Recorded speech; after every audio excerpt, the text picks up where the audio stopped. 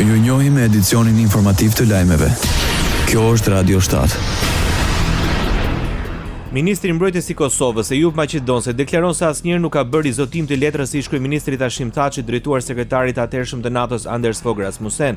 Në të qeveria e Kosovës zotohet se FSK nuk shkon në veri pa pëlqim paraprak të NATO-s. I pyetur nga gazetarët në konferencë për media, Maqedonsi tha se do ta respektojë atë pavarësisht se nuk pajtohet. Ne kemi vazhduar të theksojmë gjithmonë që do të respektojmë zotimin e vitit 2013, pavarësisht që ne nuk pajtohemi asesi me kufizimet që ka për veprim forca e sigurisë së Kosovës në veri të vendit pa koordinim paraprak me KFOR-in, mirë po do të vazhdojmë të respektojmë këtë zotim duke koordinuar gjithmonë paraprakisht me KFOR-in para se të dërgojmë trupa eventualisht në pjesën veriore, pra më saktësisht në 4 komunat veriore të vendit tonë. Radio 7, zëri pozitiv i qytetit.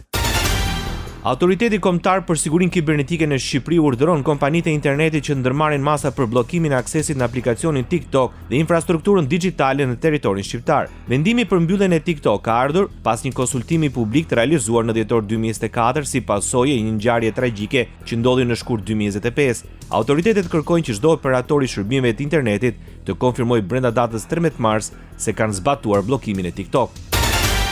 Maqedonia e Veriut ndryshon ligjin e mediave. Internet portalet e regjistruara me adresë vendore do të regjistrohen si media, sipas qeverisë. Kjo do të ndihmojë në stimulimin e vetrregullimit të mediave, profesionalizmit dhe konkurrencës. Propozimi për ndryshimin dhe plotësimin e ligjit për media synon të forcojë konkurrencën në hapësirën mediatike dhe të zgjidhë problemet ekzistuese me portalet e internetit duke krijuar një kornizë ligjore që i njeh ato si të tilla, përkatësisht duke përcaktuar rregulla të qarta për themelimin dhe regjistrimin e tyre, njoftoi nga qeveria e Maqedonisë së Veriut. Sipas raportit të Komisionit Shtetëror të Zgjedhjeve në zgjedhjet parlamentare të vitit kaluar, mbi 150 portale kanë fituar gjithsej 811.000 euro.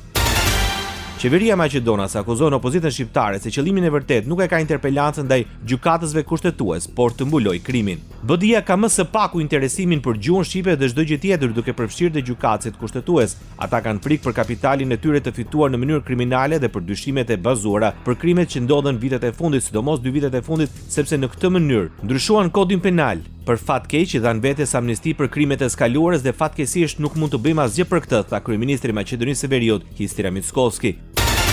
Një ditë pas votimit të interpelancave në Kuvend, asnjë nga 5 anëtarët e Këshillit Gjyqësor të Republikës Maqedonisë së Veriut nuk është shprehur i gatshëm të japë dorëheqjen. Të 5 anëtarët kundërshtuan dhe konsideruan të palishme kërkesën për tërheqjen e tyre. Nëse nuk do riqen në periudhën e ardhshme, do thotë se disa prej tyre do qëndrojnë në Këshillin Gjyqësor edhe për të paktën 4 muaj, ndërsa të tjerët për gati dhe 3 vjet. Deputetët ditë më parë votuan interpelancë dhe 5 anëtarëve të zgjedhur në Kuvend, ndërsa në konkluzion thuhet se në të ardhmen do të humbasin legitimitetin për të marrë pjesë dhe për të vendosur për Këshillin Gjyqësor. Gjithashtu theksohet se asnjëri nga 5 anëtarët nuk ka përmbushur detyrimet. Ndoqët lajmet shkurt në Radio 7, zëri pozitiv i qytetit.